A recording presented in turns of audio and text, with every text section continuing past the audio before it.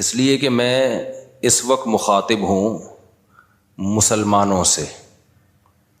اگر غیر مسلموں سے خطاب ہوتا تو ان کو ہم کہتے اسلام میں داخل ہو جاؤ، مکمل کا لفظ استعمال نہ کرتے، کیونکہ وہ تو مکمل باہر ہیں. لیکن ظاہر ہے جب مسلمانوں سے خطاب ہوگا تو ہم یوں کہیں گے کہ مکمل داخل ہو جاؤ. داخل تو پہلے سے ہوئے ہوئے ہیں. آج کل اسلام میں داخل کے بجائے نکالنے کا زیادہ ٹرینڈ چل پڑا ہے. ابن انشا ایک مزاحیہ گزرا ہے، اس نے اپنی کتاب میں لکھا کہ دائرے کی قسمیں، ہوتا ہے نا بچے جیومیٹری سیکھ رہے ہوتے ہیں، تو اس نے ان قسموں میں بتایا کہ ایک دائرہ اسلام کا دائرہ بھی ہے، اور اس میں کارٹون بنایا ہوا تھا ایک مولانا صاحب بیچ میں جو ڈنڈے سے لوگوں کو نکال رہے ہیں، اور بتایا کہ پہلے اس میں لوگوں کو داخل کیا جاتا تھا، آج کل اس سے لوگوں کو نکالا جا رہا ہے. کہتے نہیں یہ دائرہ اسلام سے خارج، یہ دائرہ اسلام سے خارج. بیان میں بیچ بیچ میں جو چیزیں یاد آتی ہیں تو میں جمعہ اور اتوار کے بیان میں کوشش کرتا ہوں ان کو بھی چلاؤں، کیونکہ واعظ و نصیحت کی مجلس ہے، جو چیز بھی آ جائے پارسل کر دینی چاہیے. جو بھی خیر کی بات، چاہے وہ موضوع سے ہٹ کے بھی کیوں نہ ہو، اس سے کوئی فرق نہیں پڑتا. یہ جو میں مسلمان کا لفظ استعمال کرتا ہوں، بہت سے لوگوں کو اس پہ بھی اعتراض ہے کہ مسلم ہوتا ہے، مسلمان تو نہیں ہوتا. قرآن و سنت میں ہمیں جو لفظ ملتا ہے وہ کیا ملتا ہے؟ مسلم. تو خوب سمجھ لیں، الفاظ کے بکھیڑوں میں پڑھنے کی ضرورت نہیں ہے. مسلم مسلمان، اردو میں مسلمان مسلم ہی کو کہتے ہیں. شاید یہ اس طرح سے وجود میں آیا ہے کہ فارسی میں مسلم مسلمان، جیسے طالب سے طالبان، جمع کا صیغہ جو ہے نا، طالب ایک طالب علم کو کہتے ہیں، طالبان بہت سارے طالب، تشنگان علم کہتے ہیں نا، جمع کا صیغہ ہے یہ فارسی میں. تو اردو میں فارسی بہت ہے، تو مسلم سے شاید مسلمان ہوگا، بہت سے مسلم یعنی مسلمز کو کہا جاتا ہوگا، تو پھر بن گیا مسلمان. تو اس میں کوئی کچھ ٹینشن لینے کا نہیں ہے. جیسے لفظ اللہ کو خدا کہہ دینے سے کوئی ٹینشن کی بات نہیں ہے، کوئی اتنے بڑا مسئلہ نہیں ہے. اللہ کو اللہ بھی کہہ سکتے ہیں، خدا بھی کہہ سکتے ہیں. فارسی میں ہے خدا، گاڈ بھی کہہ سکتے ہیں انگلش میں. عمل میں مسلمان بالکل زیرو ہوتا جا رہا ہے، الفاظوں کے بکھیڑوں میں پڑا ہوا ہے. تو بار بار میں بات کہتا ہوں، فرقہ واریت ناموں کو دیکھ کے کہا جاتا ہے مختلف فرقے، ناموں کو ختم کرو، تو ناموں کو ختم کرنے میں ایک نیا فرقہ بنا لیتے ہیں. تو کسی بھی کوئی بھی چیز کی پہچان کچھ بھی بن جاتی ہے. لوگ اپنی آسانی کے لیے نا، زبان جو ہے نا، زبان لینگویج جسے کہتے ہیں ہم، یہ بالکل نیچرل وے میں وجود میں آتی ہے. اس میں آپ اگر کانٹ چھانٹ شروع کر دیں گے تو بہت بڑی مشکل ہو جائے گی. لوگ جب جس چیز کو جو نام دے دیں تو مان لینا چاہیے اس کو. اب یہ جو میں بار بار بتاتا ہوں، یہ میرا ٹاپک نہیں ہے، 2 منٹ میں بس اس کو سمیٹ کے آگے چلتے ہیں کہ یہ جو دیوبندی، بریلوی، اہل حدیث اور فلانا، ڈمکانا، حنفی، شافی، یہ لوگوں کے دیے ہوئے نام ہیں. یہ غیر مسلم کے مقابلے میں نہیں ہے، یہ مسلمانوں کے آپس کے مقابلے میں ہے. اب جب ایک چیز ہوگی تو اس کو نام تو دیا جائے گا نا.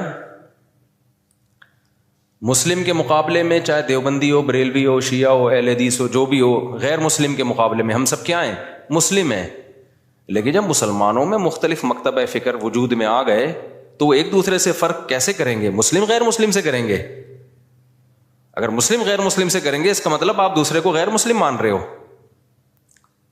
تو جب مختلف مکاتب فکر وجود میں آ گئے تو ان کا ایک دوسرے سے فرق کرنے کے لیے اسلام کے علاوہ کوئی اور نام دینا پڑے گا. ایک آسان سی مثال دے دیتا ہوں. ہندوستان میں فرقے نہیں تھے تو کچھ لوگ تیجا 40واں کرتے تھے، کچھ تیجا 40واں نہیں کرتے تھے. اب لوگوں نے تو فرق کرنا ہے نا، تو لوگوں نے اپنی آسانی کے لیے نام دے دیا کہ یار جو نہیں کرتے ان کا تعلق زیادہ تر دیوبند کے مدرسے سے ہے، تو لوگوں نے ان کو ہائی لائٹ کر دیا کس نام سے؟ دیوبندی کے نام سے. یہ پبلک کا دیا ہوا نام ہے. اور جو تیجے 40 میں کرتے تھے وہ ایک مکتبہ فکر تھا، ان کے پاس ان کے اپنے دلائل تھے، ان سے چاہے ہم متفق ہوں یا نہ ہوں لیکن انہوں نے کچھ بنائے دلائل، ان کی رائے تھی. تو جب وہ لوگ بڑی تعداد میں آ گئے اور وہ ربیع الاول میں یہ سب کچھ کرنے لگے جو وہ کرتے ہیں، تو ایک مکتبہ فکر تھا، تو لوگوں نے اس کا نام کیا کر دیا، کیونکہ ان کا تعلق زیادہ تر بریلی سے تھا، تو لوگوں نے خود کیا کہنا شروع کر دیا، بھائی یہ بریلوی ہے۔ اب اگر آپ کہیں نہیں ہم سب مسلم ہیں، تو اس کا مطلب یہ ہوا کہ جو تیجے 40 میں نہیں کر رہے وہ بریلویوں سے فرق کے لیے لوگ ان کو نام دے مسلم۔ اس کا مطلب خود بخود مان لیا کہ جو تیجے کر رہے ہیں وہ غیر مسلم ہیں۔ اس سے فرقہ واریت کم ہوگی یا بڑھے گی؟ وہ کہے گا یار ہمیں تم نے غیر مسلم بنا دیا۔ تو مسلمانوں کے آپس میں جب ڈفرنس ہوگا نا تو اس میں فرق کے لیے یہی نام دیے جائیں گے۔ اب جو لوگ کہتے ہیں میں نہ دیوبندی نہ بریلوی نہ اہل حدیث نہ فلانا نہ ڈمکانا، تو ہم ان سے کہتے ہیں پھر آپ کا نظریہ کیا ہے، آپ کی سوچ کیا ہے؟ تو جو آپ کی سوچ ہے تو وہ سوچ کے لوگ تو پہلے سے پائے جاتے ہیں، تو وہی تو ہو گیا، نام آپ نے وہ نہیں رکھا لیکن وہ سوچ آپ کی پائی جاتی ہے۔ اور جب آپ اپنے آپ کو کہیں گے مسلم مسلم مسلم، تو یہ غیر مسلم سے فرق کے لیے تو مسلم کہا جائے گا، لیکن آپس میں فرق کے لیے اگر مسلم کہہ رہے ہیں اٹ مینس دوسرا کیا ہے، آپ اس کو غیر مسلم مان رہے ہیں۔ اور آسان کر دیتا ہوں پھر یہ چلتا ہوں آگے۔ یہ بہت زیادہ فرقے آج کل یہ لفظ بہت زیادہ چلایا جا رہا ہے، اس کے نام پہ فرقے کم نہیں ہو رہے، بنائے جا رہے ہیں، فیکٹریاں لگا دی ہیں فرقے بنانے کی۔ اب بہت سے لوگ کہتے ہیں ہمارا کوئی فرقہ نہیں ہے، حالانکہ اسلام میں سب سے پہلے 2 بڑے فرقے وجود میں آئے ہیں۔ یہ تو بعد کے ہیں نا، کسی نے بریلویت کا نام دے دیا، نام بعد میں آئے ہیں۔ یہ جو سوچ تھی وہ تو بہتوں کی ہمیشہ سے رہی ہے، جو نظریے تھے سب سے پہلے جو وجود میں آئے، جو آج تک قائم ہیں ان کی بات کر رہا ہوں، وہ شیعہ اور سنی وجود میں آئے ہیں۔ شیعہ حضرات کا جو بیسک دعویٰ ہے پنج تن پاک، اہل بیت کو اور حضرت علی کو، دیگر اصحاب رسول پہ فضیلت دینا، ان کے اپنے اصول ہیں، وہ ان اصولوں پر عمل پیرا ہیں۔ وہ 2 نمازیں ہمیشہ اکٹھی پڑھتے ہیں، وہ 3 طلاق کو ایک بھی نہیں مانتے، کچھ ایک مانتے ہیں کچھ ایک بھی نہیں مانتے۔ حضرت عمر رضی اللہ تعالیٰ عنہ کے فیصلوں کو بالکل لفٹ نہیں کراتے، تبھی وہ متع کو بھی جائز سمجھتے ہیں۔ ان میں بڑے فرق تھے ان کے اندر اور سنیوں کے اندر۔ ان کا عقیدہ بھائی 11 امام ہے 12 امام ہے، وہ امام کو بھی بہت زیادہ امام کو درجہ دیتے ہیں وہ۔ تو جو یہ عقیدوں کے حامل نہیں تھے، جن کا یہ عقیدہ تھا نہیں بھائی قرآن حدیث اور صحابہ، خلفائے راشدین کو بھی ویلیو دینی ہے، تمام صحابہ کو ماننا ہے، ہر نماز اپنے ٹائم پہ پڑھنی ہے۔ سفر میں تو اختلاف ہے اہل سنت والجماعت میں آپس میں، لیکن جب حضر میں ہوں گے تو ہر نماز اپنے ٹائم پہ ہوگی۔ متع حلال نہیں ہے، 3 طلاقیں 3 ہوتی ہیں۔ تو جن کا یہ کانسیپٹ تھا ان کو کیا کہا جانے لگا، اہل سنت والجماعت۔ حالانکہ آپ کہتے نہیں ہم فرقوں میں نہیں پڑھیں گے، یہ مسلم ہیں، اس کا مطلب آپ نے ان کو کیا مان لیا، غیر مسلم۔ اگلا قبول کر لیتا اس نعرے کو، وہ کہتا ہے بھائی ہم وہ تو کہہ رہے ہیں ہم تو مسلم ہیں، وہ تھوڑی آپ اس کو 100 دفعہ غیر مسلم کہیں اگلا ایکسیپٹ کرنے کے لیے تیار نہیں ہے۔ تو علماء نے کیا کیا بھائی ٹینشن سے بچنے کے لیے کہ بھائی 2 مکاتب فکر ہیں، ایک کو اہل سنت والجماعت کہا جاتا ہے اور ایک کو شیعہ کہا جاتا ہے۔ پھر اہل سنت والجماعت کو شارٹ فارم میں سنی کہا جانے لگا۔ میں نے کہا نا زبان جو ہے وہ پرواہ نہیں کرتی ہے، زبان آٹومیٹیکلی وجود میں آتی ہے، لوگ جس چیز میں آسانی دیکھتے ہیں اس کو خود وضع کرتے ہیں۔ جو زبان کے الفاظ ہیں ان کو وضع کسی ادارے میں نہیں کیا جاتا، وہ آٹومیٹیکلی لوگوں کی زبان پہ۔ ابھی آج کے نا پروگرام تو بڑھ گیا چل رہا ہے نا مارکیٹ میں، اب یہ کسی نے بیٹھ کے بنایا ہے، اب ہر جگہ یہ وڑ گیا کا لفظ، اب اصل وڑ گیا کہ جو بھی مطلب ہو، اصل وڑ گیا۔ مجھے کل کسی نے کہا یہ وڑ گیا بہت برا لفظ ہے، اس کا تو یہ مطلب ہے، اس کا تو وہ مطلب ہے، یہ وڑ گیا کا لفظ۔ میں نے کہا جو بھی مطلب ہے ابھی یہ نہیں ہے، ابھی وہ مطلب ہے جو مارکیٹ میں چل رہا ہے۔ وڑ گیا کا مطلب بیڑا غرق ہو گیا پروگرام کا۔ اچھا چھالیاں بھی آ گئی، میم سے بہت آ رہی ہیں، پروگرام تو بڑھ گیا۔ میں شہد لینے گیا تو میں چٹان کے اوپر چڑھا ہوا تھا نا، بہت ہائٹ پہ، ایک یعنی 1000 فٹ بلندی پہ شہد کے لیے میں بلوچستان کے پہاڑ پہ چڑھا۔ شہد کا چھتا میں نے کہا اپنے ہاتھوں سے کاٹوں گا میں، شوق ہے ہمیں اس طرح کی حرکتوں کا۔ اب بہت اوپر ہم چڑھ گئے، پھسلنے کا خطرہ تھا، دھڑام سے نیچے آتا، تو جب چھتا کاٹ رہا تھا میں نے کہا ایسا نہ ہو کہ پروگرام تو اڑ نہ جائے کہیں، پاؤں پھسلے اور پروگرام لوگ کہیں پروگرام تو اڑ گیا، کیونکہ ویڈیو بھی بن رہی تھی۔ تو اب آپ لوگوں کو سمجھاؤ نہیں بڑھ گیا ایکچولی بہت اس کے برے معنی ہیں اور فلانا ہے. او بھائی کسی کا ذہن اس برے معنی کی طرف نہیں جا رہا. تو زبان بالکل نیچرل وے میں وجود میں آتی ہے اور اس کو جیسی ہے ویسے ہی رہنے دینا چاہیے, اس کو چینج نہیں کیا جا سکتا. تو اب بالکل ایسا ہی ہے کہ جو اہل سنت والجماعت تھے, شارٹ میں لوگوں نے ان کو کیا کہنا شروع کر دیا, سنی. اب آپ یہ کہیں میرا کوئی فرقہ نہیں ہے, میں کسی فرقے کو نہیں مانتا, میں صرف مسلمان ہوں, تو لوگ آپ سے پوچھیں گے کہ بھائی آپ شیعہ ہو یا سنی ہو. وہ کہ میں شیعہ سنی کو نہیں مانتا, میں مسلم ہوں. میں کیا ہوں؟ خالص مسلم. تو اگلا پوچھے گا نا کہ آپ کے عقیدے کیا ہیں؟ آپ حضرت علی کو دیگر صحابہ پہ فضیلت دیتے ہو, آپ متع کو جائز سمجھتے ہو؟ وہ کہیں نہیں. اسے کہا جائے آپ ہر وقت 2 نمازیں اکٹھے کرنے کے قائل ہو, ظہر ہمیشہ جیسے شیعہ لوگ پڑھتے ہیں؟ وہ کہے گا نہیں. تو اسی کو تو سنی کہا جاتا ہے جو یہ کام نہیں کرتے. آپ سب صحابہ کو مانتے ہو؟ ہاں جی مانتا ہوں. تو یہی تو سنی ہے, انہی کو تو سنی کہتے ہیں. کہ نہیں میں سنی نہیں, میں مسلم ہوں. تو بھائی جو عقیدے آپ کے ہیں ان شارٹ اس کو سنی کہا جاتا ہے. تو اس میں کیا تکلف ہے منہ سے پھوٹ دو کہ میں سنی ہوں؟ مان رہے ہو انہی عقیدوں کو, تو اسی کے تو لوگوں نے آسانی کے لیے ان شارٹ کیا کہنا شروع کر دیا, سنی کہنا شروع کر دیا. اب آپ اس لیے نہیں کہہ رہے اپنے آپ کو سنی کہ میں فرقے کی چھاپ نہیں لگانا چاہتا. بھائی چھاپ لگانا چاہو یا نہیں چاہو, پبلک جو ان عقیدوں کا حامل ہوتا ہے پبلک اس کو سنی ہی سمجھتی ہے. تو آپ بول دو میں سنی ہوں, کچھ نہیں ہوتا اس سے, کوئی قیامت نہیں آ جائے گی. ایسے موقع پہ بلا وجہ نہیں چیختے پھرو کہ میں سنی ہوں, میں فلانا ہوں, میں ڈمکانا ہوں, میں یوں ہوں. جب ضرورت پڑے تو کہا جا رہا ہے نا, بلا وجہ تھوڑی ہائی لائٹ کیا جا رہا ہے. اور آسان مثال, بر صغیر میں جب احمد رضا خان بریلوی آئے اور انہوں نے وہ بہت زیادہ اس کا پرچار کیا, خاص جو ان کے مخصوص عقائد تھے وہ صحیح تھے غلط تھے, اس پہ بحث میں تو میں جا ہی نہیں رہا. اس کے بعد ایک خاص مکتبہ فکر وجود میں آیا کہ بھائی ربیع الاول کو عید کا دن کہنا ہے اور تیجا کرنا ہے, 40واں کرنا ہے, جو بھی کر رہے ہیں وہ ایکٹیویٹیز. اب کیا ہوا کہ جب یہ ایکٹیویٹیز بڑھی ہیں تو لوگوں نے کہا یہ والے جو لوگ ہیں نا, کچھ لوگ یہ چیزوں کو مانتے ہیں اور کچھ لوگ ان چیزوں کو بولو نہیں مانتے. تو لوگوں نے جو نہیں مانتے تھے ان کو دیوبندی کہنا شروع کر دیا, جیسے ہم لوگ نہیں مانتے, ہمارے اکابر بھی نہیں مانتے تھے. تو لوگوں نے کہا کہ یار یہ جو مکتبہ فکر ہے نا, ان کا تعلق زیادہ تانے بانے ان کے دیوبند مدرسے سے جا کے ملتے ہیں.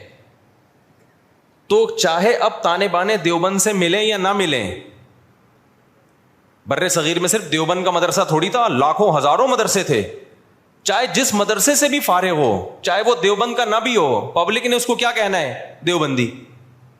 کیونکہ پبلک آسانی دیکھ رہی ہے نا, آسانی دیکھ رہی ہے, اس کی ڈیپ میں نہیں جاتی, زبان میں نہیں اتنی ڈیپ میں جایا جاتا. لوگ کہتے ہیں یار ان شارٹ بتاؤ کیا ہو تم. اور جو لوگ یہ کام کر رہے تھے ان کو پبلک نے کیا کہنا شروع کر دیا, بھائی بریلوی کہنا شروع کر دیا. اب آپ کے ہاں کوئی بندہ رشتہ لے کر آیا اپنی بیٹی, آپ کی بیٹی کے لیے, بیٹھا ہوا ہے سامنے, چائے رکھ دیا آپ نے, ڈبو کے بھی نہیں کھا رہا, اس کو پتا ہے رشتہ ٹوٹنے کا خطرہ ہوتا ہے, ایٹیٹیوڈ کے خلاف ہے یہ ڈبو کے کھانا نا, تمیز سے بیٹھا ہوا ہے.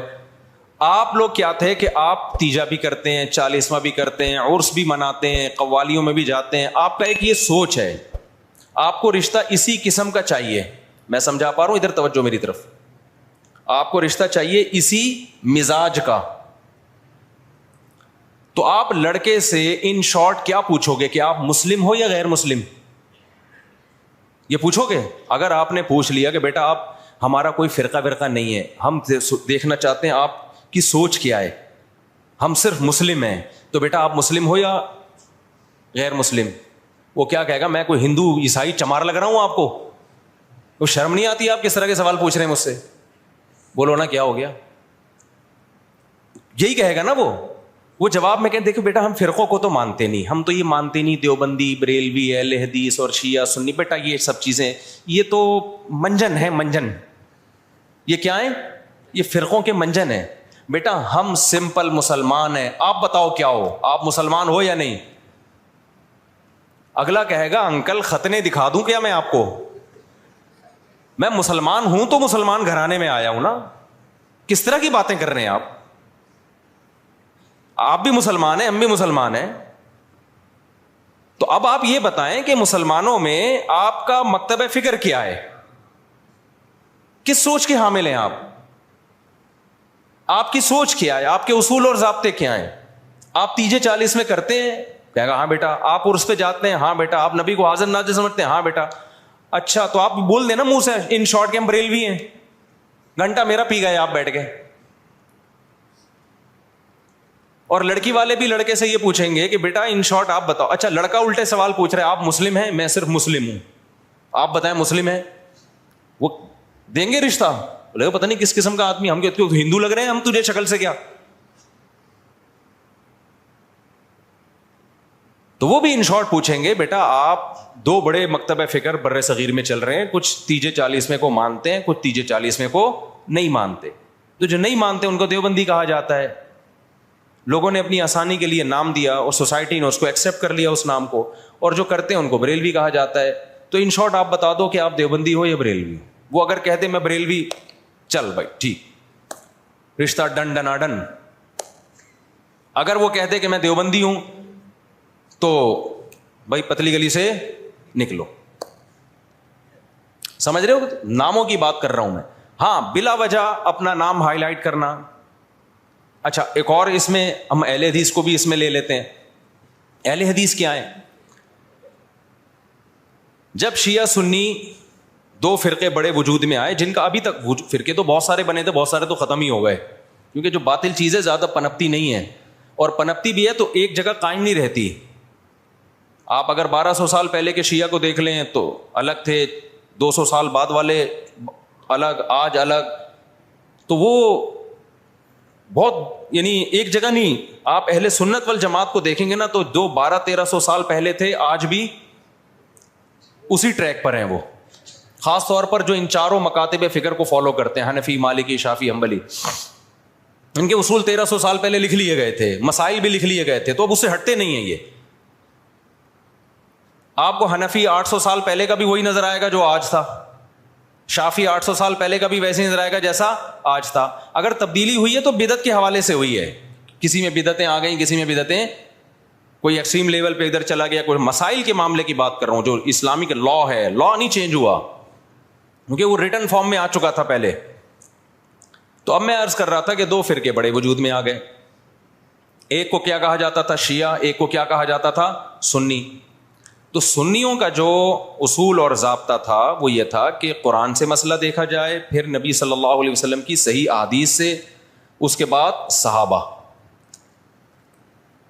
تو انہوں نے اس اصول کو سامنے رکھ کے ریسرچ کی, اور باقاعدہ جیسے حدیث کو ریٹن فارم میں محدثین لے کر آئے کہ بھئی اب سینہ بسینہ کب تک چلے گی, اس کو ریٹن فارم میں لے کر آؤ, کتابیں لکھو, ضائع ہو سکتا ہے علم.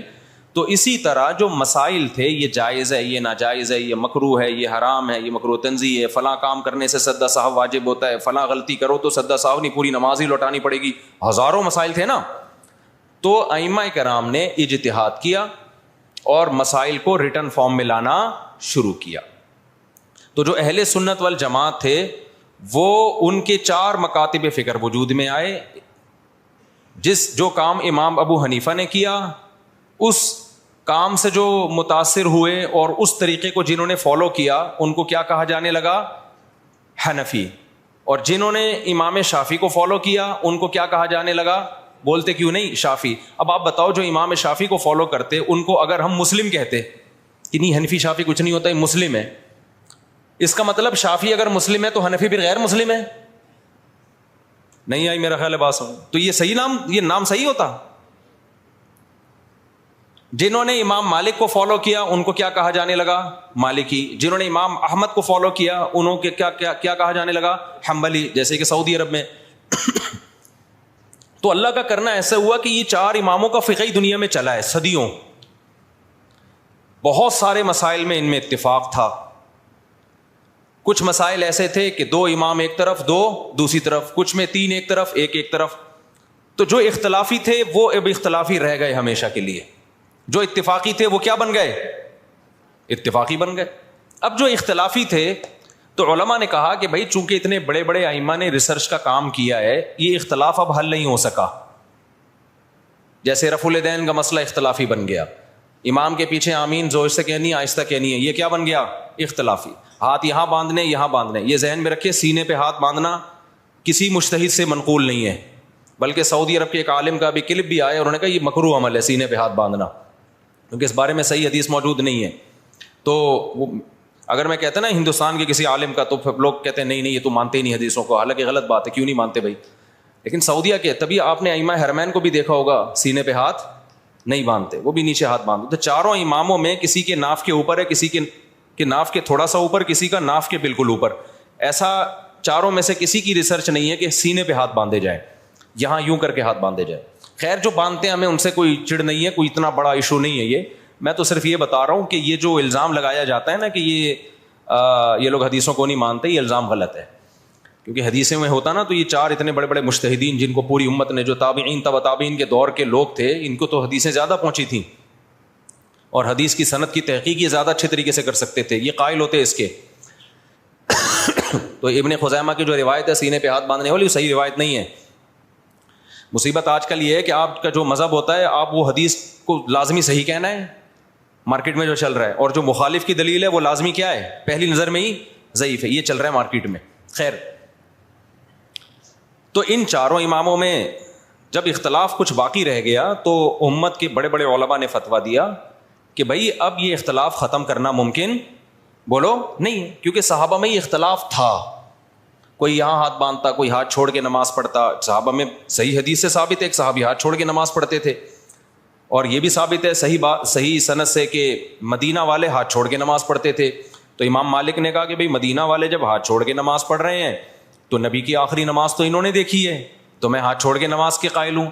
ٹھیک ہے، ہاتھ باندھنے والی حدیثیں ہیں لیکن وہ پرانے زمانے کی ہیں. مدینہ کس کو فالو کر رہا ہے؟ نبی کے آخری عمل کو فالو کر رہا ہے، تو میں ہاتھ چھوڑ کے نماز. تبھی مالکیہ پوری دنیا میں جہاں بھی ہیں کیسے نماز پڑھتے ہیں، بولتے کیوں نہیں ہاتھ چھوڑ کے. اب کبھی ہمیں ہاتھ چھوڑا ہوا بندہ نظر آ جائے نماز پڑھ رہا ہے تو ہمیں اشکال ہوتا ہے یار ساری دنیا تو ہاتھ باندھ کے نماز پڑھ رہی ہے، یہ کیوں چھوڑ رہا ہے؟ تو ہم بجائے اس کے کہ بولیں یہ مسلم ہے یا میں مسلم ہوں، تو کیا مطلب وہ غیر مسلم، وہ ہندو ہے وہ؟ تو ان شارٹ ہم کیا کہتے ہیں، یہ فقہ مالکیہ کو فالو کرتے ہیں. یہ کیا کرتے ہیں بھائی، یعنی مالکی ہیں. یہ کیا مطلب، یہ امام مالک کی جو تحقیق ہے اس کو زیادہ اس پر اعتماد کرتے ہیں. حدیثوں میں تو سب کچھ ملے گا آپ کو، جب سب کچھ ملے گا تو کسی نے ایک حدیث کو ترجیح دی، دوسری میں تعویل کی، کسی نے دوسری کو ترجیح دی، اس والی حدیث میں تعویل کی. میں سمجھا پا رہا ہوں اپنی بات؟ اور یار بہت سے نئے لوگ آ جاتے ہیں تو پرانی مثال دوبارہ ریپیٹ کر دیتا ہوں تاکہ یہ ٹاپک منجی ٹھک جائے، اس ٹاپک کی ایک دفعہ کمپلیٹ ہو جائے. پروگرام بڑے نہیں. دیکھو نبی صلی اللہ علیہ وسلم نے بنو قریظہ کی طرف، بخاری مسلم کی حدیث ہے، ایک لشکر کو روانہ کیا. خوب غور سے سننا تاکہ یہ فرقہ واریت کے نام پہ جو گند پھیلایا جا رہا ہے نا معاشرے میں، پہلے فرقہ واریت پھیلائی جا رہی تھی لیکن صاف پتہ چلتا تھا یہ فرقہ پرست ہے. اب لیبل لگایا جا رہا ہے اتحاد امت کا، لیبل چینج کر دیا لیکن فرقہ واریت پہلے سے زیادہ پھیلائی جا رہی ہے. لیبل چینج ہو رہا ہے اب خالی، یعنی اس طریقے سے پھیلائی جا رہی ہے کہ سانپ بھی مر جائے اور لاٹھی بھی نہ ٹوٹے. تو دیکھو نبی صلی اللہ علیہ وسلم نے بنو قریظہ کی طرف لشکر روانہ کیا. صحابہ کرام کا توجہ ہے نا آپ کی میری طرف. جب لشکر روانہ کیا تو آپ صلی اللہ علیہ وسلم نے صحابہ سے فرمایا کہ تم میں سے کوئی عصر کی نماز اس وقت تک نہ پڑھے جب تک بنو قریظہ نہ پہنچ جائے. اب صحابہ کے پاس اس سے زیادہ صحیح حدیث کوئی ہو سکتی تھی؟ اس کی تو کوئی سند بھی نہیں ہے، ڈائریکٹ سن رہے ہیں نبی کے زبان اقدس سے. جتنے بھی صحابہ تھے نبی نے سب کو کہا عصر کی نماز جب تک بنو قریظہ نہ پہنچ جاؤ تمہیں پڑھنے کی اجازت. جملہ کمپلیٹ کریں نہیں ہے. اللہ کی قدرت کے جب راستے میں وہ گئے ہیں تو نماز قضا ہونے لگی، دیر ہو گئی ان کو مقام تک پہنچنے میں. اب صحابہ پریشان ہو گئے، بھائی اب پڑھیں گے نہیں پڑھے؟ بعض حضرات نے کہا بھائی نبی کا آرڈر ہے نہیں پڑھنی، قضا کریں گے نماز، کیونکہ ہم تو نبی کے حکم کے محتاج ہیں. ہم پڑھتے کیوں تھے؟ نبی نے حکم دیا تھا نا، تو جب نبی نے چھوڑنے کا حکم دیا ہے تو چھوڑیں گے ہم. دوسرے صحابہ نے کہا کہ نہیں بھائی، نبی کا مطلب یہ تھوڑی تھا کہ قضا کر دو. آپ جب کسی کو بھیجتے ہیں کہ بھائی یہاں سے حیدرآباد جا رہے ہو، دیکھو بیٹا وہیں پہ نماز پڑھنا، راستے میں خطرہ ہے، کوئی بھی مسئلہ ہو سکتا ہے، تو مطلب یہ آپ کو یقین ہے کہ عصر تک پہنچ جائے گا. قضا کرنے کی تھوڑی اجازت ہے، کیونکہ قرآن میں آتا ہے حافظوا علی الصلوات والصلاۃ الوسطی، درمیانی نمازوں کی حفاظت کرو. درمیانی تو عصر کی نماز ہے، اس کی تو خاص تاکید ہے. تو نبی کا حکم تو یہ ہے لیکن نبی کا مقصد یہ بولو نہیں تھا. نبی عالم الغیب تھوڑی ہے, ان کو کیا پتا تھا کہ یہ قضا کر لیں گے, تو اس لیے ہم پڑھیں گے. اب دو جماعتیں بن گئیں, ایک نے کہا ہماری رائے ہے کہ ہم نے پڑھنی ہے, دوسرے نے کہا ہماری رائے ہے کہ ہم نے. دونوں کا مقصد کیا, خواہش نفس تھا. اب اگر وہ دونوں پھٹا شروع کر دیتے وہاں پہ کہ تو حدیث کا منکر ہے, معاذ اللہ نقل کفر منجن بیچ رہے ہو تم لوگ, ہمارے پاس صحیح حدیث ہے, نبی نے کہا ہے کہ نہیں پڑھنی, بس ہم نہیں پڑھیں گے, اور جو نہیں پڑھے گا ہمارے ساتھ, جو پڑھے گا وہ دائرہ اسلام سے خارج ہے, وہ حدیث کا منکر ہے, وہ گمراہ ہے, وہ جہنمی فرقوں میں ہے. اس سے فرقہ واریت کم ہوتی ہے بڑھتی؟ بولتے کیوں نہیں؟ لڑائی پیدا ہوتی, پھڈا پیدا ہوتا. جن کا خیال تھا نہیں پڑھنی, انہوں نے کہا بھائی ہمیں یہ سمجھ میں آ رہا ہے, اب نبی موجود تو ہے نہیں کہ ہم ان سے پوچھیں یا رسول اللہ آپ کا مطلب کیا تھا. رابطہ بھی نہیں ہے, کوئی فون بھی نہیں تھا اس زمانے میں. دوسرے فریق نے کہا بھائی ہمیں تو یہی لگ رہا ہے کہ نبی کا یہ مفہوم نہیں تھا, وہ تو ہمیں آسانی کے لیے نبی نے حکم دیا تھا, راستے میں خطرات ہوتے ہیں, اب قضا تھوڑی ہو سکتی ہے, ہمیشہ پڑھی ہے بھائی, تو آج بھی پڑھیں گے ہم. انہوں نے پڑھ لی. اب انہوں نے نہیں پڑھنے والوں کو یہ نہیں کہا کہ تم تو مطلب ہی نہیں سمجھتے حدیثوں کا, تمہارے تو کھوپڑی میں سینس. آج کل فروئی مسائل میں اسی طرح چیلنج کیا جاتا ہے نا, جب فروئی مسائل میں اختلاف کو ذکر کیا جاتا ہے تو مذہبی اسکالر کا ایٹیٹیوڈ یہی ہوتا ہے, بدتمیزی والا. تو صحابہ میں سے جن کا خیال تھا پڑھنی چاہیے پڑھ لی, جن کا خیال تھا نہیں پڑھنی چاہیے نہیں پڑھی. دو مکتب فکر وجود میں آ گئے کہ نہیں آ گئے اس لحاظ سے وقتی طور پہ. اچھا, دونوں نے ایک دوسرے کے پیچھے نمازیں بھی نہیں پڑھی, یہ بھی ذہن میں رکھیں.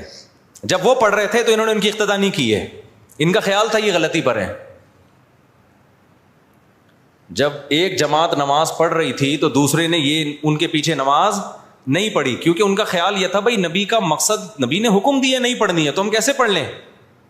تو وہاں کسی نے فتویٰ نہیں لگایا کہ یہ دونوں ایک دوسرے کے پیچھے نمازیں ہی نہیں پڑھتے, یہ تو ویسے ہی کیا ہیں, گمراہ ہیں. بھائی کیسے پڑھے, ان کی رائے یہ کہ یہ ٹھیک نہیں کر رہے, اس لیے نہیں پڑھی انہوں نے نماز.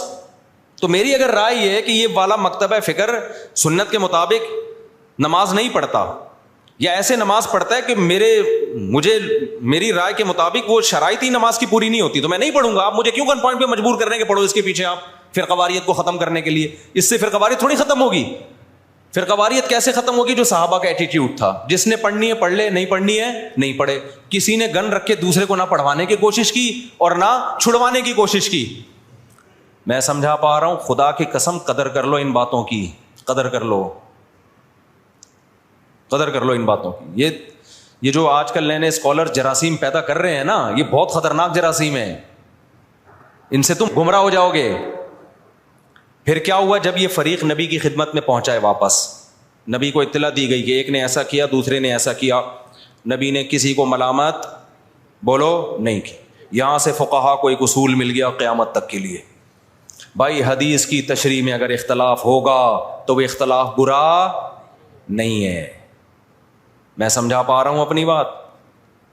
اگر حدیث کی تشریح میں اختلاف, دیکھو جن صحابہ نے نماز چھوڑی انہوں نے حدیث کے الفاظ لیے, ایسا ہی ہے نا. جنہوں نے نماز پڑھی کیا انہوں نے حدیث نہیں لی؟ انہوں نے لی. انہوں نے حدیث میں تعویل کی, انہوں نے کہا حدیث کا یہ مطلب نہیں ہے. کیوں نہیں ہے بھائی یہ مطلب؟ کیوں نہیں ہے؟ اس لیے کہ قرآن کہہ رہے ہیں اثر کی حفاظت کرنی ہے, تو قرآن کا بھی تو حکم ہے نا, اس کو بھی تو فالو کرنا ہے. اب اگر کوئی ہمارے سامنے حدیث کا ریفرنس پیش کرتا ہے اور ہمارے خلاف جاتا ہے, ہم کہتے ہیں حدیث کا یہ مطلب نہیں ہے, تو 2-2 فٹ توے پر اچھلنے شروع کر دیتا ہے وہ کہ دیکھو نبی کی حدیث آئی, بجائے سینے سے لگانے کے فوراً کہہ رہے ہیں حدیث کا یہ مطلب نہیں ہے. یعنی یہ بتائیں گے ہمیں کیا مطلب ہے. اور بھائی ہم جو مطلب دوسرا بتا رہے ہیں وہ اس لیے بتا رہے ہیں کہ اس کے مقابلے میں دیگر دلائل کو بھی تو دیکھو, قرآن کو بھی تو دیکھو, حدیث متواتر کو بھی تو دیکھو. اس لیے ابن قیم رحمہ اللہ تعالیٰ نے ان صحابہ کی رائے کو زیادہ ترجیح دی ہے جنہوں نے نماز پڑھی ہے. انہوں نے کہا انہوں نے کیا کیا ہے کہ حدیث کا ایسا مفہوم بیان کیا کہ وہ حدیث دیگر حدیثوں سے اور قرآن کی آیتوں سے میچ کر گئی ہے. وہ زیادہ ان کا مذہب ثواب سے سواد والا ثواب یعنی درستگی کے زیادہ قریب تھا. تو یہی امام حنیفہ کا اصول ہے کہ جب بھی کوئی حدیث آتی ہے, چاہے صحیح حدیث ہو, وہ قرآن اور احادیث مشہورہ متواترہ پہ پیش کرتے ہیں. اگر اس کے موافق ہے تو ٹھیک ہے, نہیں ہے تو اس میں تعویل کر دیتے ہیں. تو یہ اس حدیث سے ہمیں زندگی بھر کے لیے ایک اصول پتہ چل گیا. بھائی قرآن و سنت میں اگر نیت اللہ رسول کی ماننی ہے, دائیں بائیں جانا مقصد نہیں ہے, اپنی خواہشات کی پیروی مقصود نہیں ہے, تو پھر اگر حدیث کی تشریح میں اختلاف ہوگا تو وہ اختلاف برا نہیں ہے, اور اس کی بیس پہ نہ انسان جہنم میں جاتا ہے, بلکہ اس کی بیس پہ ہوتا کیا ہے, نبی کا حکم صحیح حدیث موجود ہے, اذا اجتہد المجتہد, جب کوئی اجتہاد کرتا ہے, مجتہد عام آدمی نہیں, مجتہد اجتہاد کرتا ہے, فإن اخطأ فلہ اجر, غلطی کرے گا پھر بھی اجر ملے گا, وإن اصاب فلہ اجران, درست نتیجے تک پہنچے گا 2 اجر ملیں گے اس کو. ہم کہتے ہیں دونوں صحابہ میں سے ایک نے صحیح کیا دوسرے نے غلط کیا, لیکن جس نے غلط بھی کیا نیت ٹھیک تھی ان کی, ان کو یہی سمجھ میں آیا تو غلط کے باوجود ان کو اجر ملا, اور جنہوں نے صحیح کیا تو ان کو کتنے اجر ملے, بولو 2 اجر ملے. لیکن اتنی بات ثابت ہو گئی کہ نہ انہوں نے ان پہ طعنا تشنیع طنز کیا, نہ انہوں نے ان پہ طنز کیا. اب ہوا یہ کہ چاروں اماموں نے جب اجتہاد کیا تو اس کے نتیجے میں بھی یہی ہوا ہے کہ بہت سے مسائل میں آپس میں کیا ہو گیا, اتفاق. مثال کے طور پر اس مسئلے میں اتفاق ہو گیا کہ حالت اقامت میں حضر میں 5 نمازیں اپنے ٹائم پہ پڑھی جائیں گی, 2 نمازیں اکٹھی نہیں کی جائیں گی. سفر میں 3 امام اس کے قائل ہوئے کہ 2 اکٹھی کی جائیں گی, امام صاحب نے کہا کی جائیں گی, مگر کس طریقے سے, قضا کر کے نہیں, بلکہ ظہر کو آپ عصر کے قریب لے کے جائیں گے, پھر پڑھیں گے, پھر عصر کو مقدم کریں گے. انہوں نے حدیثوں میں یہ مفہوم کیوں بیان کیا, وہی اصول تھا ان کا, بھائی پہلے کس پہ پیش کرو, قرآن پہ. تو قرآن تو ہر نماز سفر ہو یا حضر اپنے ٹائم پہ پڑھنے کا حکم دے رہا ہے آپ کو, تو انہوں نے کہا اس طریقے سے جمع کی جائیں گی. اب کیا ہوا, اسی طرح صدقہ فطر میں اختلاف ہوا. امام ابو حنیفہ نے کہا حدیث میں آتا ہے کہ آٹا دے دو کسی غریب کو, تو اگر کوئی پیسے دے دے تو بھی ٹھیک ہے, مقصد تو پورا ہو گیا.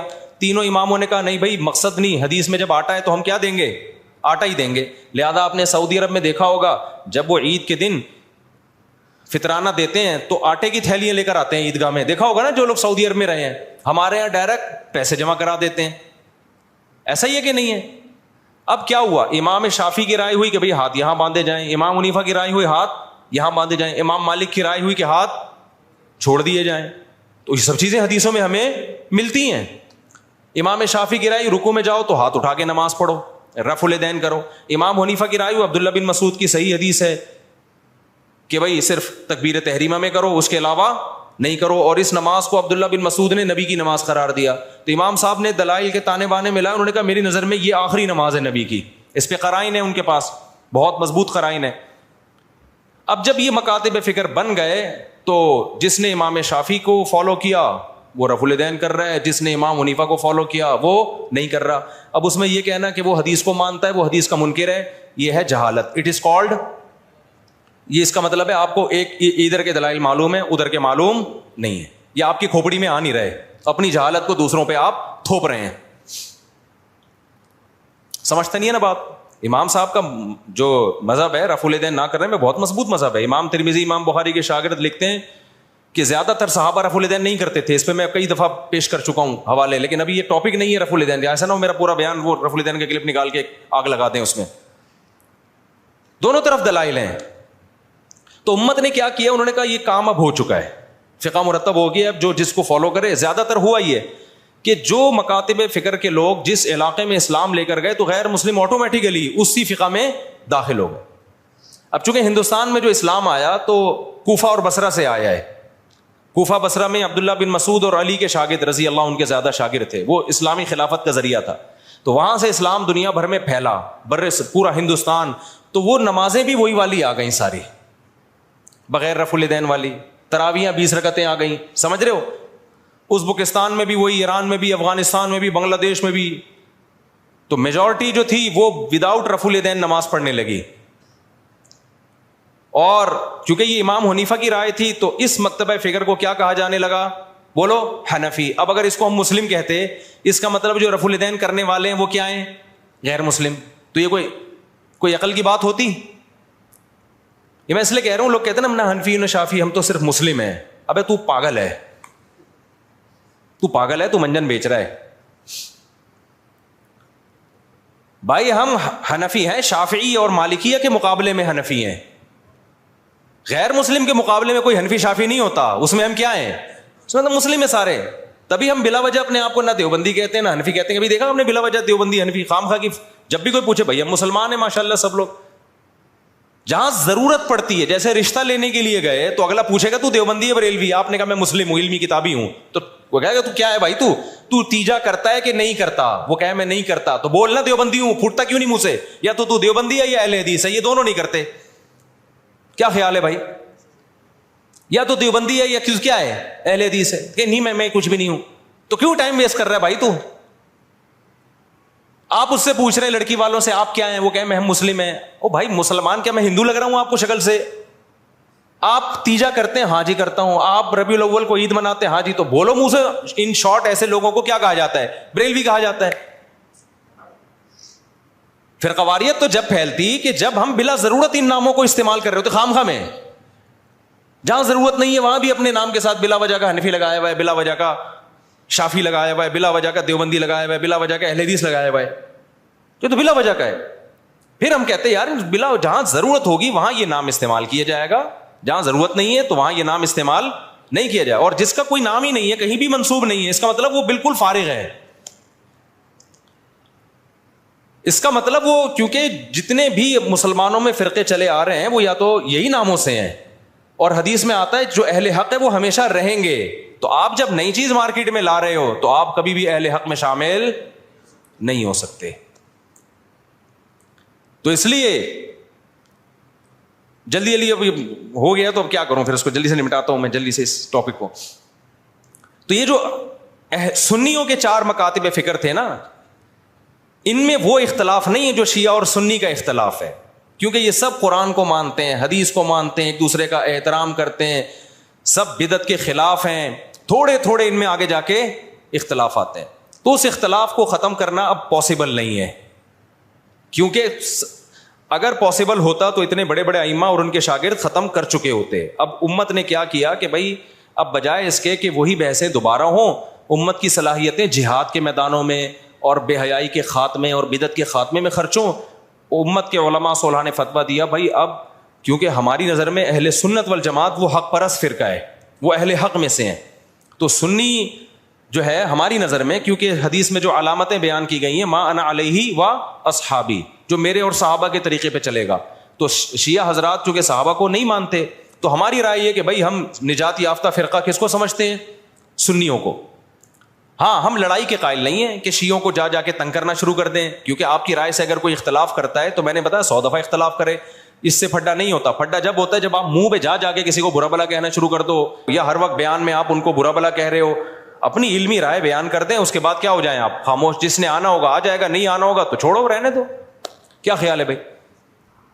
فرقواریت جب پیدا ہوگی جب آپ اس کو برا بلا کہیں گے, آپ کہیں بھائی ٹھیک ہے بھائی آپ کی رائے, آپ نہیں عمل کریں, آپ 2 نمازیں اکٹھی پڑھیں, آپ جو ٹھیک ہے جیسے ہمیشہ سے ہوتا رہے.